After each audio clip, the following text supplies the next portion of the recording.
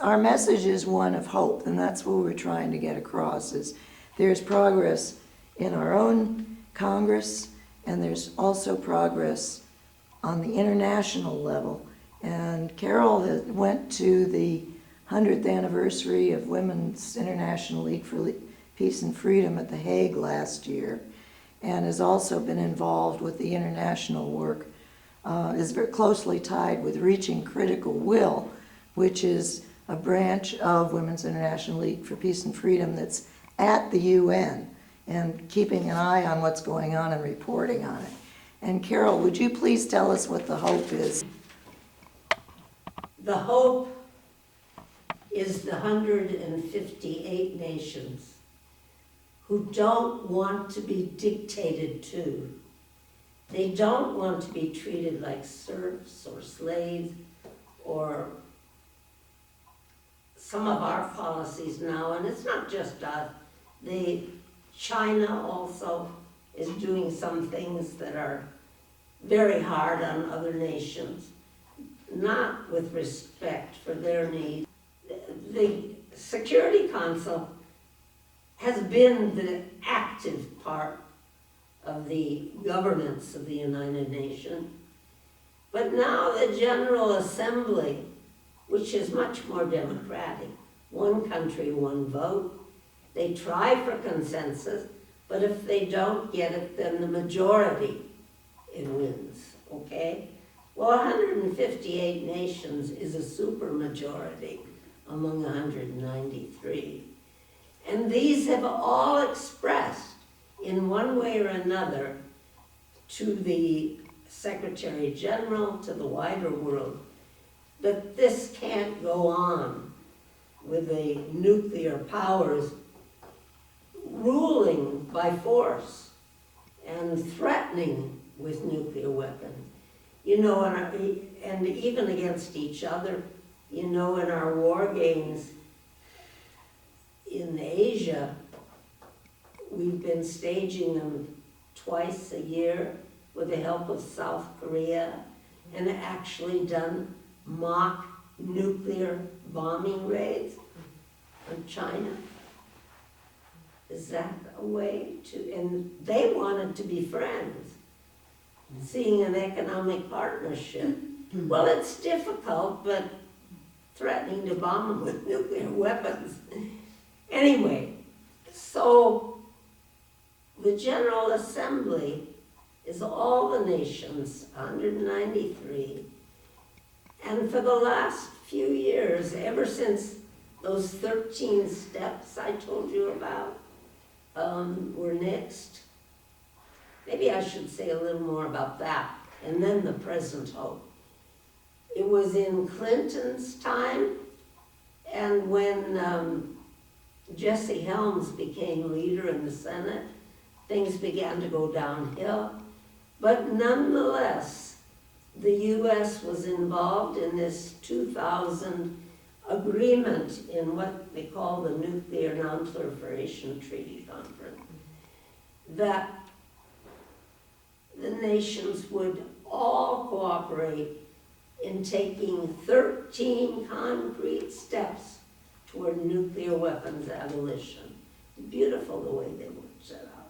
One was ratifying the last treaty that was ratified by the Conference on Disarmament, where all negotiations were to take place.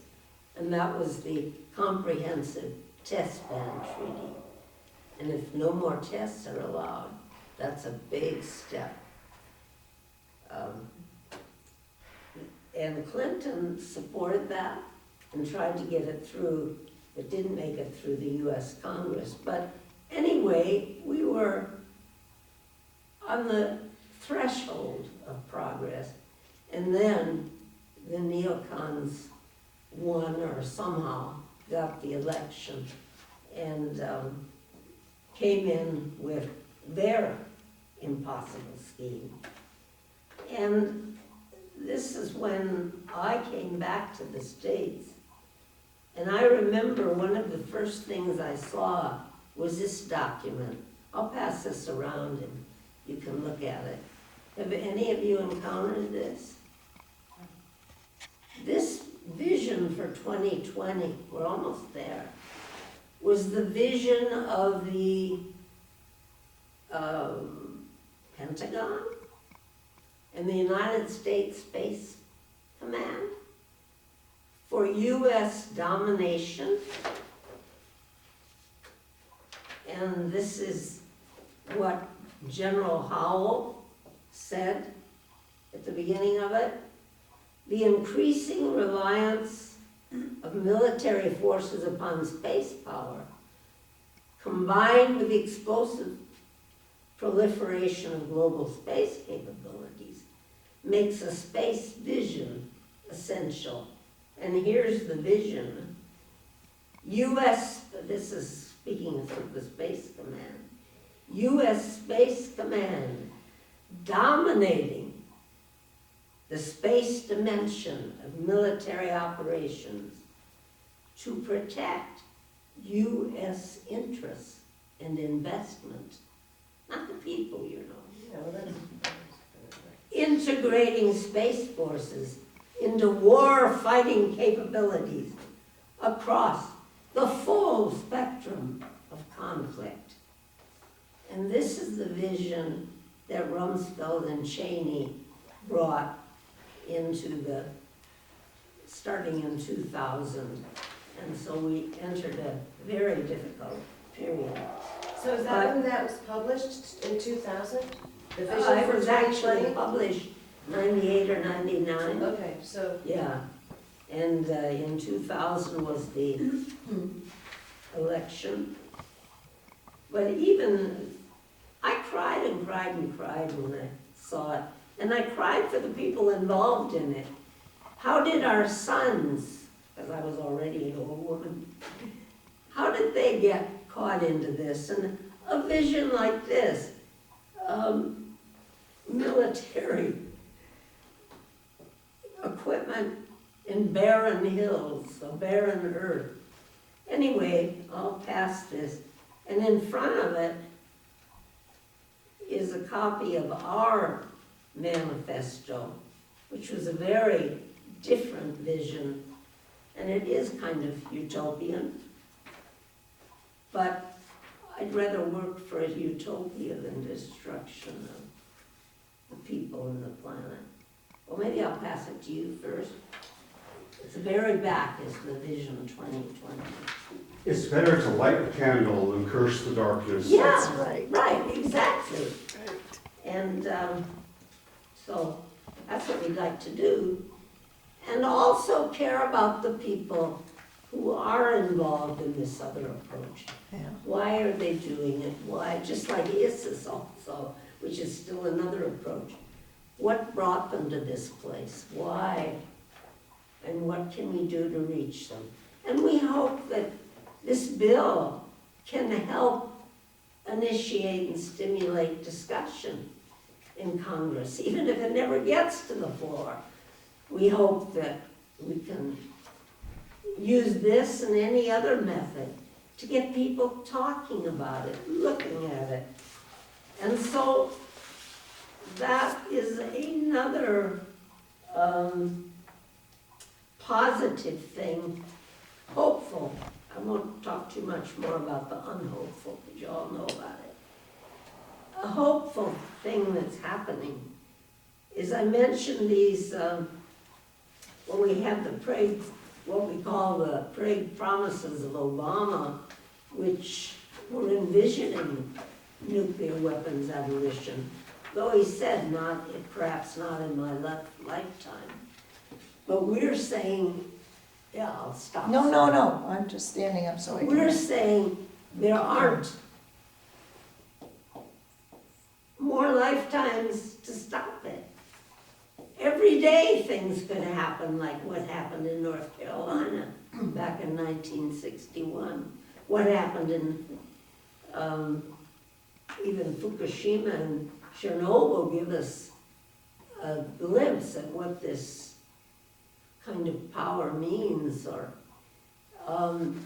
every day when you have Russia and the US fighting on different sides in Syria, with their military forces active. I think so far Russia's been more restrained, but keep judgment out of it. It's a very dangerous situation. Ukraine, that was a case of regime change and a very dangerous situation. And regime change is against the Kellogg-Briand Pact. Right? Regime change is against the Oh, Kellogg-Briand Pact. That's exactly what they're talking about. Yeah. Regime change or outright conquest for colonies, or changing the regime to get someone you can put in your own pocket. And so it's, yeah, completely. So I think we need to come back to this pact. I mean, lift it up and say, look what our values are and should be. Anyway, back to the hopeful. The people in the governments involved in the General Assembly realized they did have power. Not the power of the military, but they could speak up and they could act. And that's what they've been doing. And they have been calling for progress to nuclear weapons abolition. And the NGO, the voluntary organizations like our own Women's International League for Peace and Freedom, the Red Cross has been one of the most active, Rotary clubs, very active in pressing for a more positive, peaceful path, and especially in terms of nuclear weapons. And so the hope, I think, was kind of beginning in 2007, inspired in thinking in the same way as the Red Cross, Red Crescent, which had said that nuclear weapons are absolutely against humanitarian law. We can't exist with those weapons.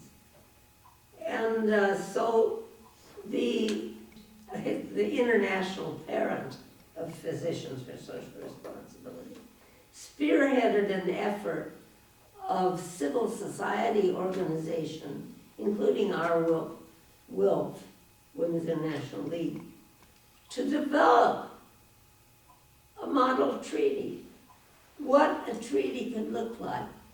And so it's in this book, and then they developed discussions about it. What would be the problems? What would we have to change? Where would be the difficulties? How could we overcome them? And Costa Rica, which has been one of the best peace builders among the nations in the world, introduced it at the United Nations. Ban Ki-moon embraced it and saw that every government had a copy and said, this can be your starting point. Not to say that they're going to come up with the same treaty, but it shows that it can be done, and patterns in thinking about what to do, which is something the United States, for instance, apparently hasn't been thinking about at all. And so that was the beginning of hope. In the midst of the Bush regime and the Space Command ideas and so on. And then by 2010, with Obama's administration, they did again agree, this time there were 60 points they were going to work on, to restart work.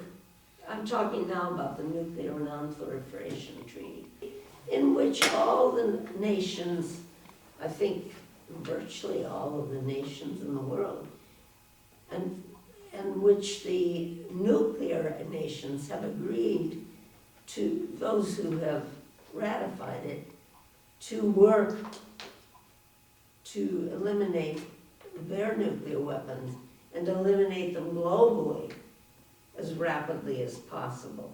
Well, now it's like the Kellogg-Briand Pact. Forget it. It's impossible.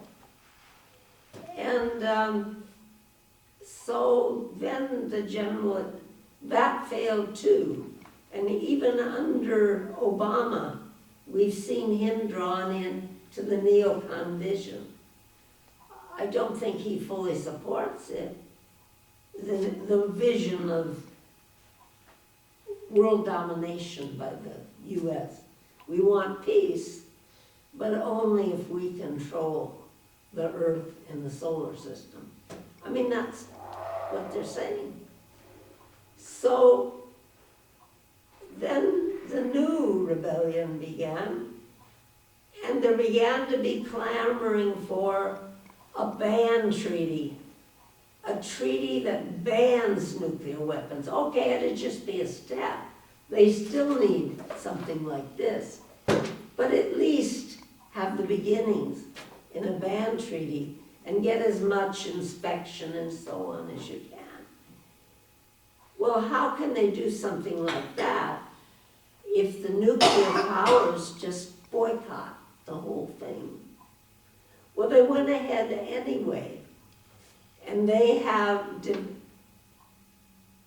developed a series of meetings open to all nations on the humanitarian consequences of nuclear war.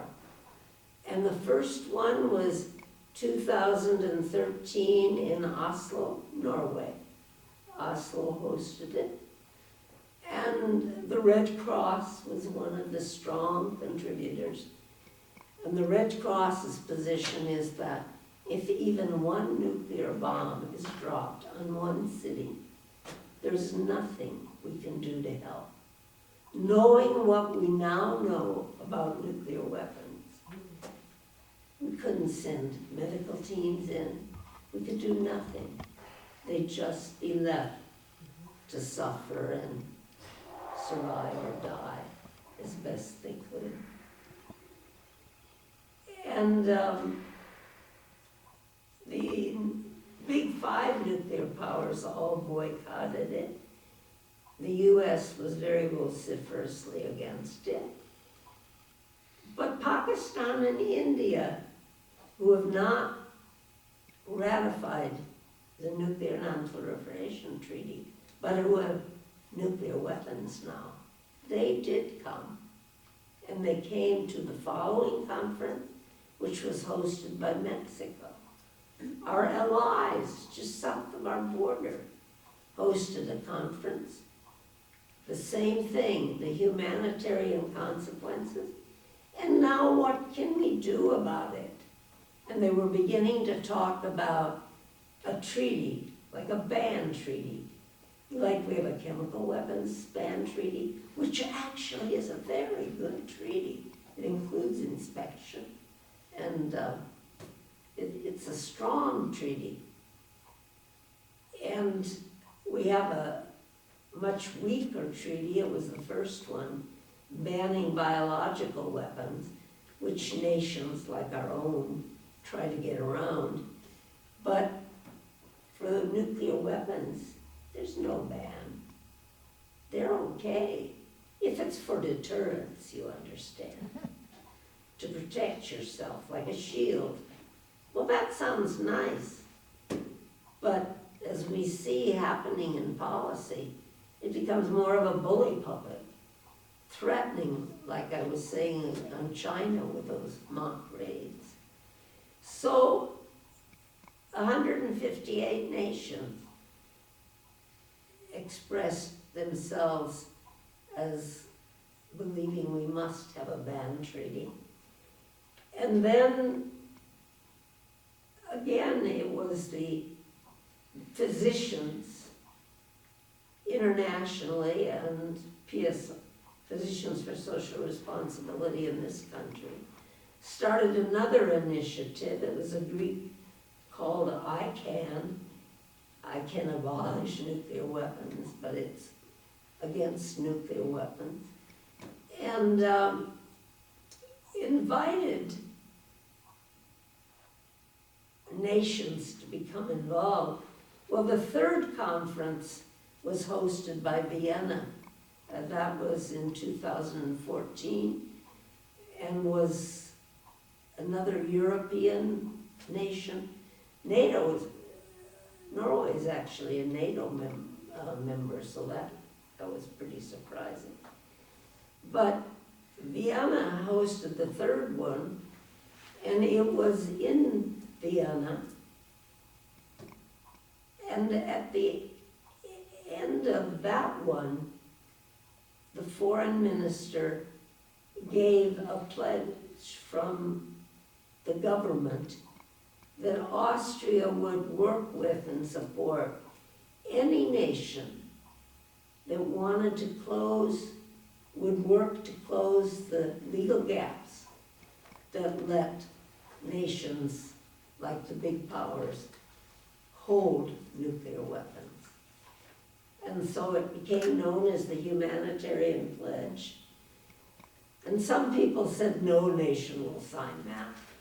Now 127 nations have signed that pledge, and many more have indicated they want to work on it. And then the next thing they did, that Mexico, they usually do, I'm going to finish with this because I've gone on.